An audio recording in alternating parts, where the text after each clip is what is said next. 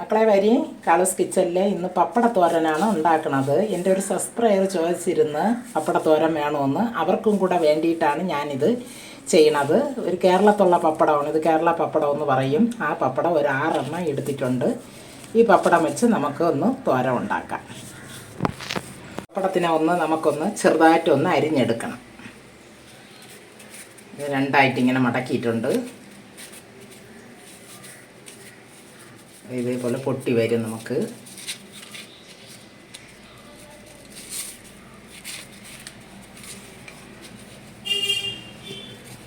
ഇതിനെ നമ്മൾ ചെറുതായിട്ടൊന്ന് നീളത്തിന് ഇതേപോലെ അരിയണം. കഷ്ണം കഷ്ണമായിട്ട് ആക്കിയിടണം.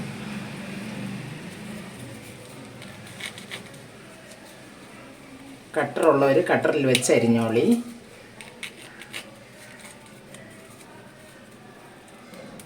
ചതുരായിട്ട് ആക്കി നമുക്കിതൊന്ന് വറുത്തെടുക്കണം. അരിഞ്ഞിട്ട് കാണിക്കാം.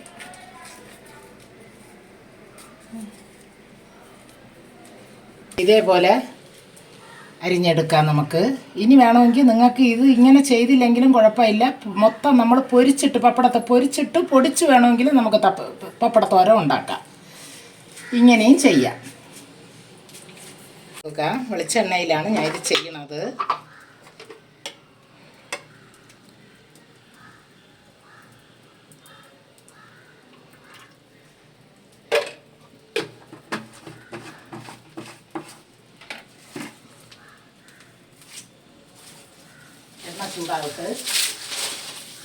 എണ്ണ ചൂടായിട്ടുണ്ട്. ഇനി നമുക്ക് പപ്പടത്തിനെ ഇട്ട് കൊടുക്കാം.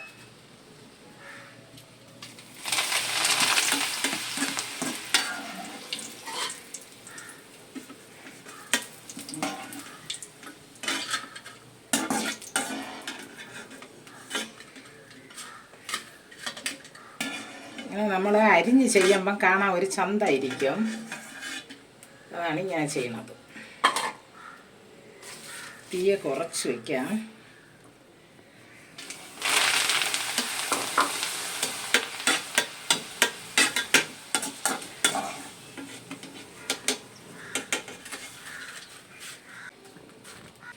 പപ്പടത്തോരത്തിന് വേണ്ടി നമുക്കൊരു അരപ്പ് ചെയ്യാം.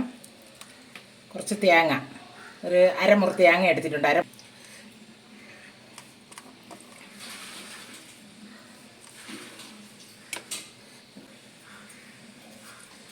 ഒരു ചെറിയ 2 കഷ്ണം വെളുത്തുള്ളി അരിഞ്ഞിട്ട് കൊടുക്കാം. പിന്നെ ജീരകം 1/4 ടീസ്പൂൺ കണക്കാക്കി ജീരകം.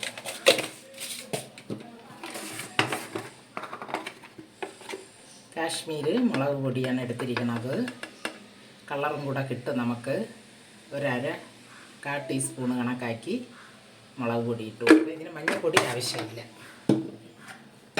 ഇതിനെ ഒന്ന് ചെറുതായിട്ട് ഒരു പ്രാവശ്യം ഒന്ന് തട്ടിയെടുത്താൽ മതി. ഈ അളവിന് നമ്മൾ മിക്സിയിൽ കറക്കിയെടുത്തു. നമുക്ക് ഈ തോരത്തിന് വേണ്ടിയിട്ട് ഒരു 5 കഷ്ണം ചെറിയ ഉള്ളി ഞാൻ ഇവിടെ എടുത്തിട്ടുണ്ട്. ഒരു ചെറിയ പച്ചമുളക് ഇതും കൂടെ ചെറുതായിട്ട് അരിഞ്ഞ് നമുക്ക് ഈ തോരത്തിലോട്ട് ഇടാം. ചീനിച്ചട്ടി നമ്മൾ അടുപ്പിൽ വെച്ചിട്ടുണ്ട്. പപ്പടം പൊരിച്ച ചീനിച്ചട്ടി തന്നെ. പപ്പടം പൊരിച്ച എണ്ണയിൽ തന്നെ നമ്മളിത് ചെയ്യണത്. ഒരു 2 ടീസ്പൂൺ കണക്കാക്കി വെളിച്ചെണ്ണ ഒഴിച്ച് കൊടുത്തിട്ടുണ്ട്. എണ്ണ ചൂടാവിട്ട്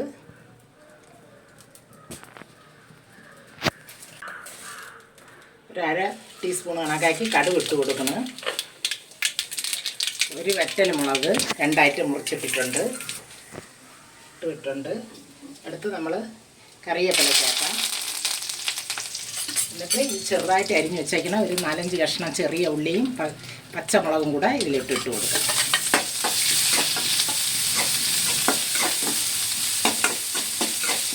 നല്ലൊരു ടേസ്റ്റായിട്ടുള്ള പപ്പട തോരനാണ് മക്കളെ. ഞങ്ങളെ വീട്ടിൽ ഇതേപോലെയൊക്കെ വെച്ചൊക്കെ നോക്കണം. തീയലിൻ്റെ കൂടെയും സാമ്പാറിൻ്റെ കൂടെ, രസത്തിൻ്റെ കൂടെയൊക്കെ, ചോറിൻ്റെ കൂടെയൊക്കെ കഴിക്കാൻ പറ്റിയ ഒരു തോരനാണിത്. പച്ചമുളകും ഇട്ട് കൊടുക്കാം.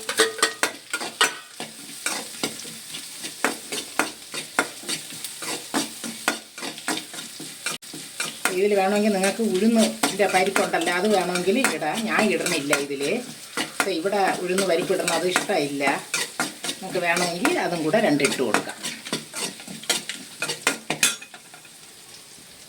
ഇട്ടിട്ടുണ്ട്. ഇനി നമുക്ക് നമ്മൾ ചതച്ച് വെച്ചേക്കണ തേങ്ങ ഇട്ട് കൊടുക്കാം. അരപ്പ്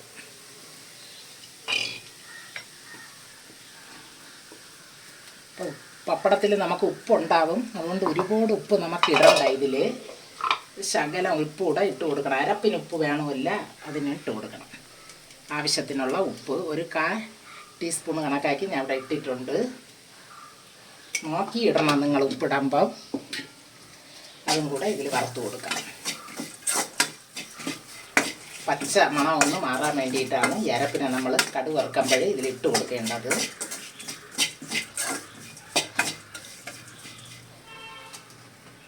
ഇത് പെട്ടെന്ന് ചെയ്യണ ജോലി. 5 മിനിറ്റിൽ നമുക്കിത് എളുപ്പം ചെയ്യണ ഒരു തോരനാണ്. വീട്ടിലിരിക്കുന്ന സാധനം വെച്ച് ചെയ്യാൻ തന്നെ ഉണ്ട്. അരപ്പ് ഒന്ന് നല്ല ഇത്തിരി മൂക്കണം. അപ്പോഴേ അത് നമുക്ക് പപ്പടത്തോരൻ തിന്നുമ്പോൾ നല്ല പൊറുപൊറുപ്പുണ്ടാവും. അതുകൊണ്ടാണ് ഇതൊന്ന് വറുക്കാൻ പറയുന്നത്. എണ്ണയിലേ വറുത്തെടുക്കണം. ഇത് മൂത്തിട്ടുണ്ട് നമുക്ക് അരപ്പ്. ഇനി നമുക്ക് ഇതിലോട്ട് നമ്മൾ വറുത്ത് വെച്ചിരിക്കുന്ന പപ്പടം ഇട്ട് കൊടുക്കാം.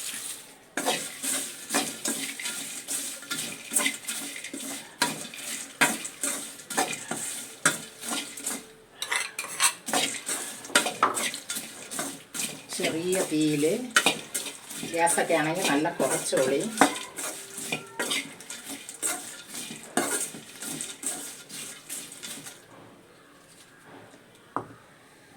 പപ്പടവും അരപ്പും കൂടെ ചേർന്ന് നല്ല മൊരിഞ്ഞിട്ടുണ്ട്. നമുക്ക് ഇറക്കി വയ്ക്കാം. നല്ലൊരു ടേസ്റ്റായിട്ടുള്ള പപ്പട തോരനാണ് ഇത്. നമുക്കൊരു 5-6 പപ്പടം ഉണ്ടെങ്കിൽ, അരമുറി തേങ്ങയൊക്കെ ഉണ്ടെങ്കിൽ 3-4 പേർക്ക് ഇത് സുഖമായിട്ട് കഴിക്കാം.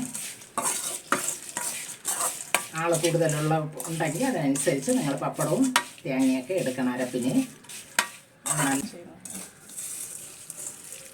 ഇതേപോലെ നിങ്ങളെ വീട്ടിലും ഒക്കെ ചെയ്ത് നോക്കി മക്കളെ. ഈ വീഡിയോ ഇഷ്ടപ്പെട്ടെന്ന് ഞാൻ വിചാരിക്കുന്നു. എനിക്ക് ലൈക്കും സപ്പോർട്ടും ഒക്കെ ചെയ്യും മക്കളെ. ഇനി ഒരു വീഡിയോ ആയിട്ട് ഞാൻ വരും. ബൈ മക്കളെ.